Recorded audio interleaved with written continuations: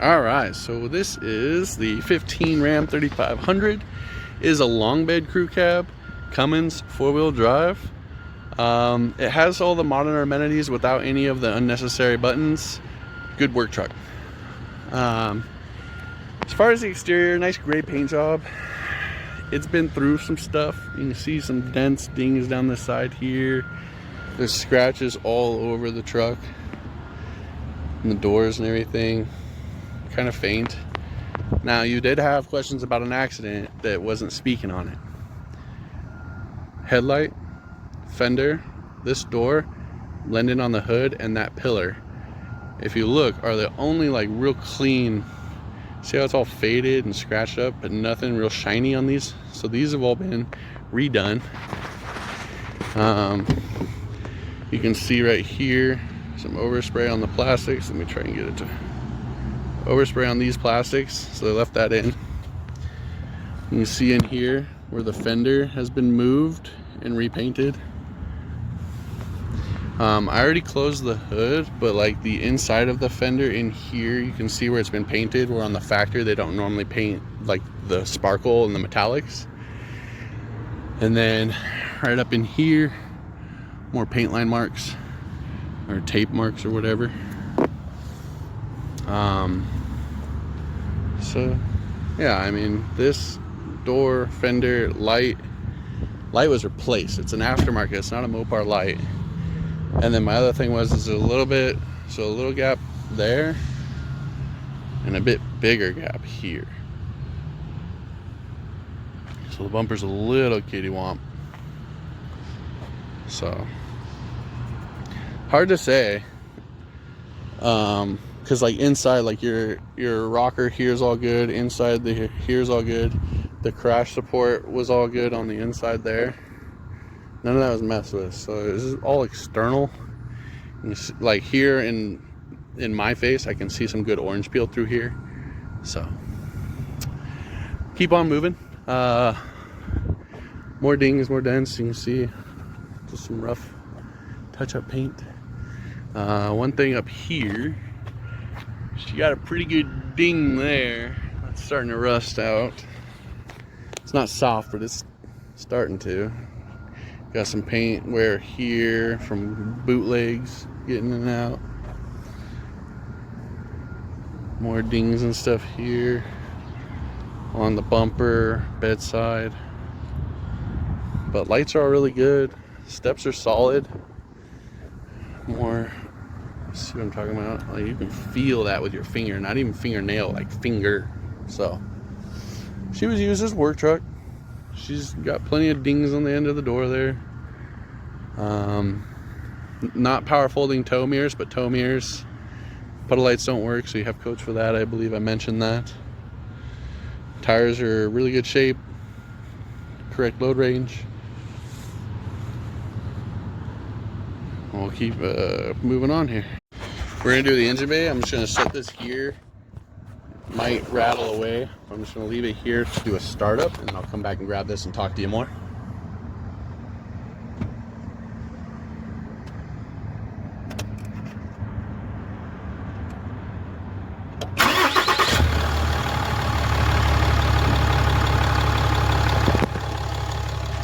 Thing fires right up.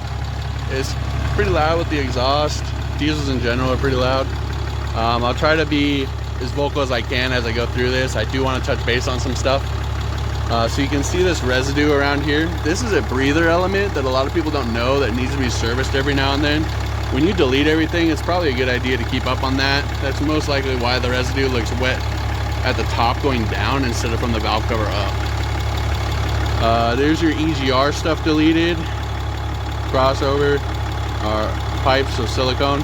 You can see you have a connector there. It's kind of left out. This here, part of the delete for basically there's a little switch in there that kind of tells what to do. That deletes that. For me, whenever I see this heater grid still in a boosted or a tuned truck, I always say get rid of that. That heater grid needs to go. That's the #1 cause on these Cummins for failure. There's a bolt in there that'll fall out, especially if you're pushing as much boost as I feel like this thing's pushing. It'd be a really good idea. transmission sticks, she broke. So this is like what's left of the cap, but the stick will slide freely in there, and I did not want that to go down in there and make this job harder for everybody, so I'm gonna leave that alone. It's hard to get an accurate reading with that stick just freely sliding in there. See how I just pulled it up more, but that thing didn't move. So it's hard to say a good level. The fluid's all right. With this being as hopped up as it is, I'd probably get that thing run through, especially on these trucks. Brake fluid's low and dark. So I was saying the front brakes are probably about 50% on this guy. Being that color, that darkness, you probably got some moisture buildup over time. I usually say service that every 3 years just to keep it down. You don't want evaporation in there. Brings your boiling point up and kind of reduces performance of the brakes. If you're gonna be towing with this, be a good idea. Belts and hoses up here all look really good. Radiator's in good shape. Still has all the flaps and everything in here to keep everything directed. And it does have one of those ram boxes for the intake. Coolant was a bit low, especially after driving it, so something to just make sure it's full and then keep an eye on that. I don't know. I mean, I know it's normal for burn off to a certain degree. There's still plenty in there. It's just a weird how these levels sit. So I would definitely get it correct and then just keep an eye on that with it being tuned. And then my final thing,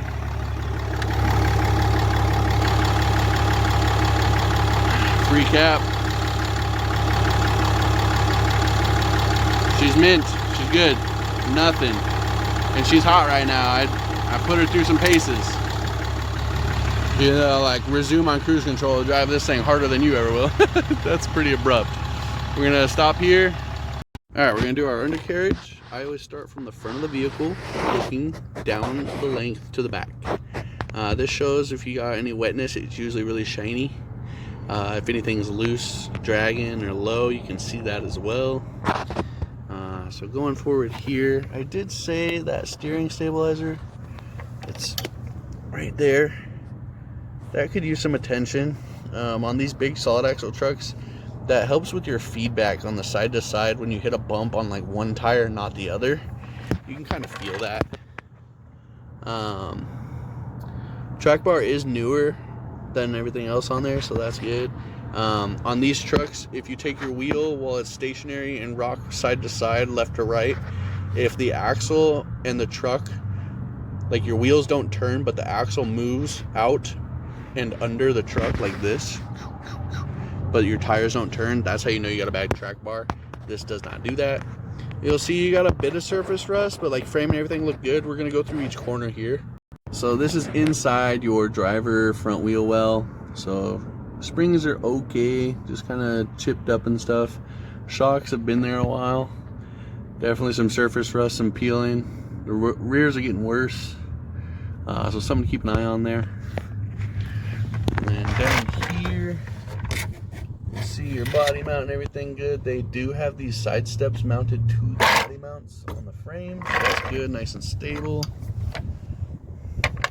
And then your cab, that lower rocker's in really good shape, so that's good. I'm gonna walk back here to the rears. This is a long bed truck.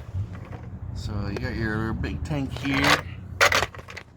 And then def tank, that's going over to the def tank there. Long drive line. It did have like when you're on the throttle and then you like let off and then get back on, a little bit of a kick, so maybe check that carrier. It's a little hard for us to see under here. Pinions all look really dry, that's good. We're gonna go straight from the back. All right, so spare, doesn't look like it's ever been used. You can see these shocks, some paint left, not a whole lot. Bump stops are in good shape though. And then you can see the exhaust is just got, it does have a muffler, so that's good. It's still pretty loud, but it is deleted. Some cables up in here for the trailer connection extension. And just a stock tailpipe location. Everything under here, frame and everything looks really good.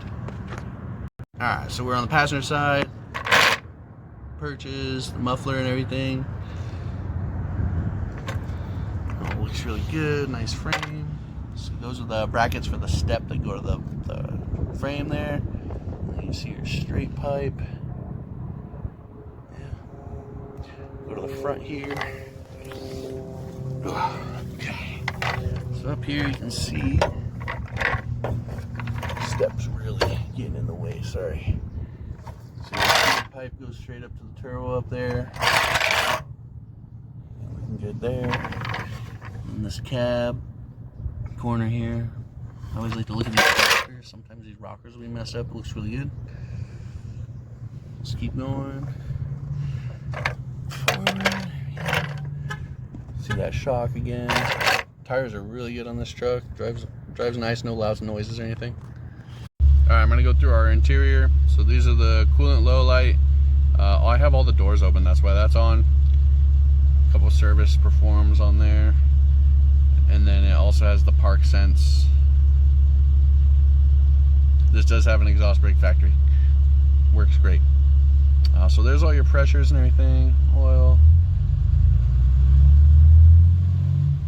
Good pressure. This thing's deleted, so it might be a little loud. I like to do this part with it running so you can kind of see mileage 164,892 at the time of the drive. The def tank, I doubt it's being used. It is still in the vehicle and they filled it. And then you have your phone controls and information here. Cruise on the diesels. Cruise on, set. Idles up for cold weather assist. Touch the brake, cancels it. That's really nice if you're in cold areas. Don't forget about it. You'll need it with these Cummins. So tow haul. This is off because they're not working. Tow haul, traction control, those all work good. Factory trailer brake. Manual 4-wheel drive. Like I was saying in the description, if you want 4-low, you gotta want it. It took a little effort for me. Once I got it in, I was able to do it a couple times. It's just when you first go to do something, I feel like you hesitate because you think you're gonna like break something, right? And that's how I feel on all these cars because it's not mine, it's your guys' to buy, and I'm just inspecting it. So this part is broken off, but you got your USB and 12 volt there. This is just a mini screen. It does have the backup camera. Tailgate's open right now, so we're just looking at the ground. And then satellite, radio, phone, all that normal stuff works well. And then no power fold mirror, but it does have the tow mirrors. Auto front windows up and down, and then power on the back. I'm actually going to shut the truck off while we do the rest of this, and we're going to look from the outside in. Alright, so now we're standing at the driver door here. As you can see, with zero effort, that'll close. There's a spring that's supposed to be right in here that latches onto this and holds it against that pin, and that's your notches, right? And that's what you have to like push past to shut your door, and it like holds it from flopping open and smacking the car next to you or shutting and slamming on you. So just something there. Carpets are pretty good. They're just dirty. Seats aren't terrible for a work truck. They're pretty flat, wrinkle, stains all throughout. Door cards are scuffed at the bottom from boots and just work stuff. This does have the bins both sides. Love those. Under here, more storage area. These seats are also pretty stained up, but they're not really bad. There is a tear on that side, which I'll see in just a moment. I'll pause here. Alright, passenger rear. So same thing on these doors, just the boots.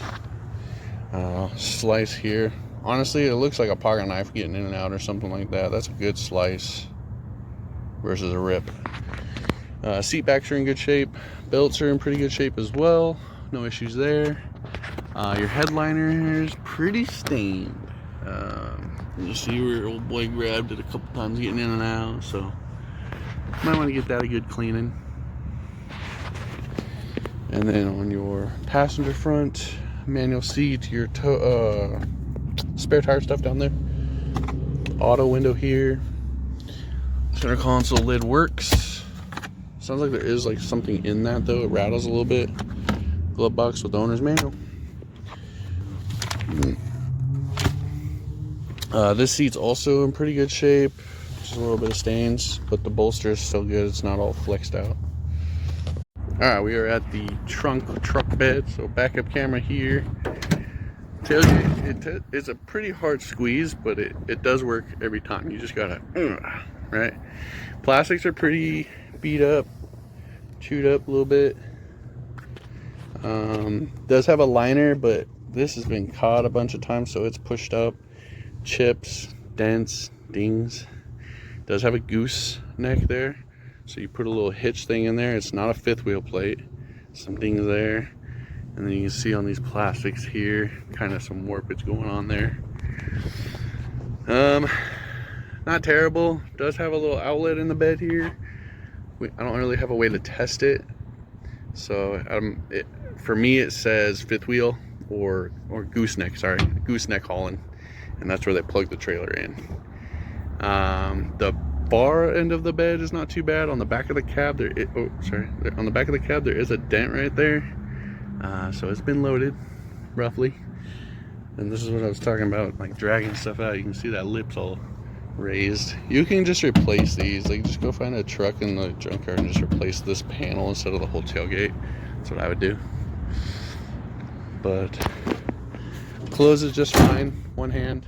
I didn't have to slam it or shake it or make sure she's latched. She's latched, but you can see here some more dings are along there, some rust on the dings. So we're gonna keep moving along. All right, this is gonna be your code scan. So going through the computer here, we do have ECM has a low voltage code, and then there is also a boost pressure out of the normal learning range. All of those are gonna be listed in the listed out version of your inspection below the video.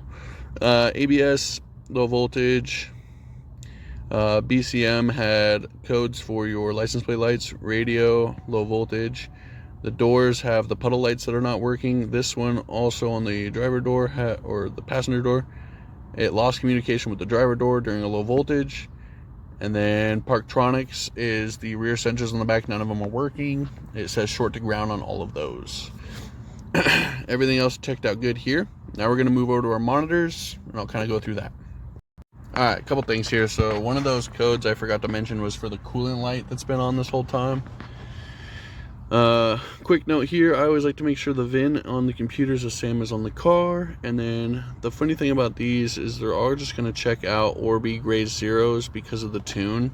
It basically tells the car these values and says you're okay when you do a tune. If you were to slap all the parts on and then scan this without a tune, it would be like, hey, this is missing. I don't have that filter. I don't see this. You know, all these things would be missing information. So this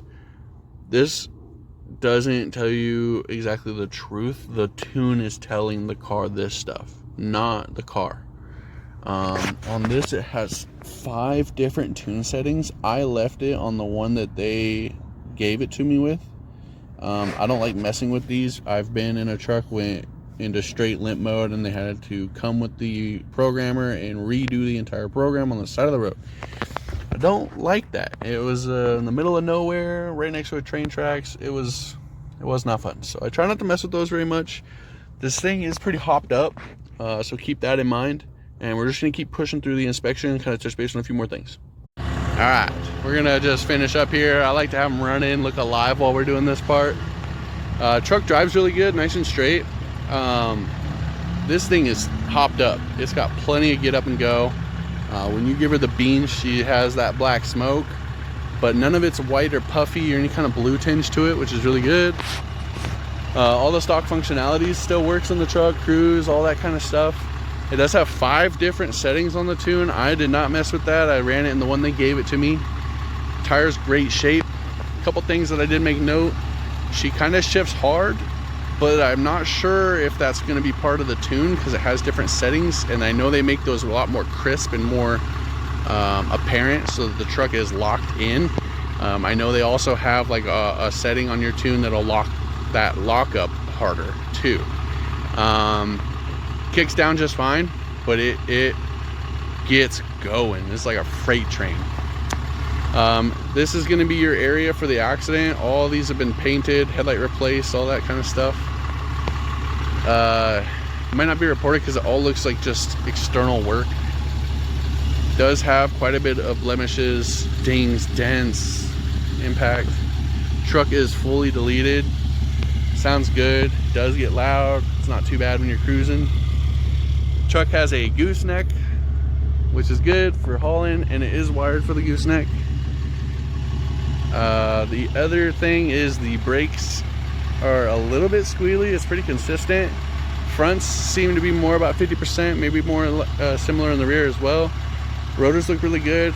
No weirdness on like pulsing or anything like that, but the fluid's pretty dark and getting low, so just keep an eye on that system. And then the other thing, we want to make sure we check on what's going on with the coolant. It is low. It has an active code for that. And then I believe the other one was for the park sense, the rear bumper. So basically when you back up, they're like radar.